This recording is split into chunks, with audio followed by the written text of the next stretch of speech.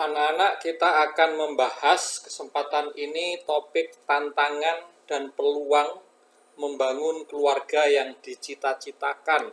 Topik ini adalah lanjutan dari topik sebelumnya. Maka marilah kita mengawali dengan doa dalam nama Bapa dan Putra dan Roh Kudus. Amin. Kemuliaan kepada Bapa dan Putra dan Roh Kudus seperti pada permulaan, sekarang, selalu, dan sepanjang segala abad. Amin. Dalam nama Bapa dan Putra dan Roh Kudus. Amin. Tujuan dari pembelajaran kali ini ada dua. Yang pertama, kalian bisa memahami tantangan-tantangan yang dihadapi perkawinan saat ini, tentu perkawinan yang sakramental. Lalu yang kedua, kalian bisa mengambil sebuah sikap tegas dan jelas sesuai dengan iman Kristiani. Karena memang tantangan ini tidaklah mudah. Tantangan pertama adalah pernikahan sesama jenis. Laki dengan laki, perempuan dengan perempuan. Jelas ini sangat bertentangan dengan ciri perkawinan yang sakramental, monogam, satu dengan satu tapi berbeda jenis. Banyak sekali negara yang sudah melegalkan perkawinan sesama jenis, bisa disebut Jerman, Amerika, Skotlandia, Perancis, Belanda, Denmark. Dan lihat bahwa negara-negara tersebut dahulu pada abad pertengahan justru menjadi basis dari Kristianitas, entah itu Protestan maupun Katolik. Itu tantangan pertama. Tantangan yang kedua adalah aborsi, menggugurkan kandungan. Banyak sekali peristiwa yang kita dengar melalui media massa, wanita menggugurkan janin yang dikandung, yaitu sebuah tindakan pembunuhan terhadap manusia. Negara yang melegalkan aborsi adalah Singapura, Vietnam, Perancis, Swedia, Norwegia, Belanda. Dan alasan mengapa mereka melegalkan aborsi itu adalah hak pribadi, kebebasan seseorang untuk melakukan apa terhadap yang dia punya. Jadi seorang wanita, ibu diberikan kebebasan. Kalau dia mau menggugurkan kandungan ya silahkan. Dan biasanya wanita menggugurkan kandungan yang terjadi itu karena dia belum siap, baik secara materi maupun secara psikologis. Bisa jadi juga karena apa? Anaknya sudah banyak, lalu dia nggak bisa menghidupi nanti.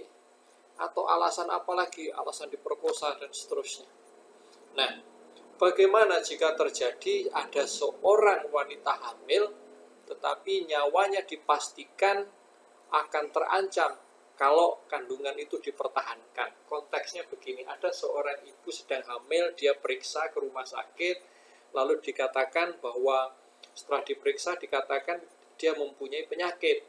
Dan kalau kandungan itu dipertahankan, maka penyakit itu pasti akan membunuh dia. Dalam kondisi seperti ini, bagaimana harus diputuskan? Boleh enggak? Nah, ini adalah persoalan moral. Suatu saat kita akan bahas. Nah, yang berikutnya, pemerintah.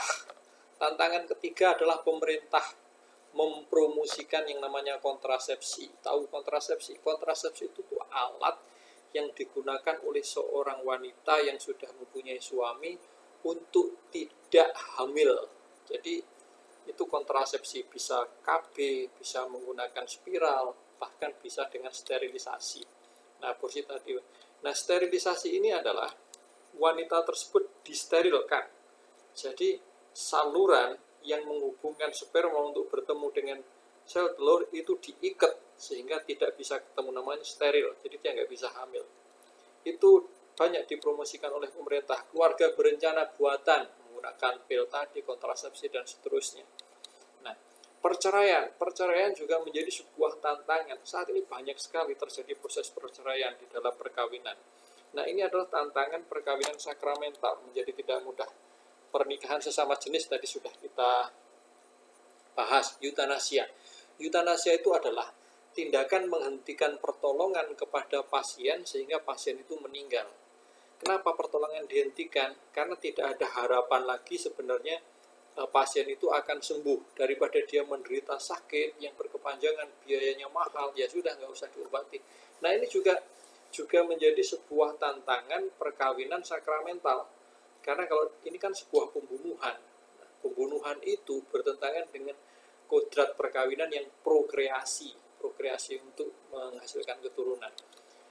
Keluarga yang dicita-citakan bagaimana? Yaitu keluarga yang membatasi kelahiran atau keluarga berencana dengan pantang berkala. Yang dimaksud pantang berkala itu sistem kalender, yaitu tidak berhubungan badan suami istri pada saat istrinya subur. Nah, ini disebut keluarga berencana alamiah, dan ini yang dianjurkan oleh gereja. Nah, kapan istrinya subur, kapan tidak? Ketika istrinya subur, tidak boleh berhubungan badannya. Ini yang tahu adalah istri, dan ada metode untuk mengukur, untuk memeriksa, untuk meneliti sehingga tahu, oh ini saat nggak subur.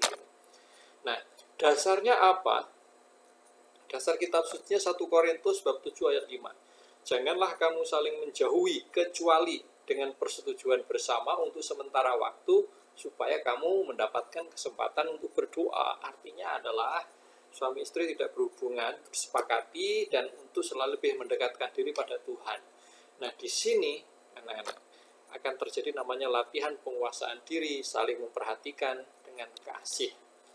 Nah, menyadari arti pentingnya perkawinan ada dua, yaitu persatuan antara suami istri secara total, dan dua, turut berkarya dalam karya penciptaan Tuhan melalui prokreasi, melalui keturunan. Itu berarti turut serta dalam penciptaan Tuhan.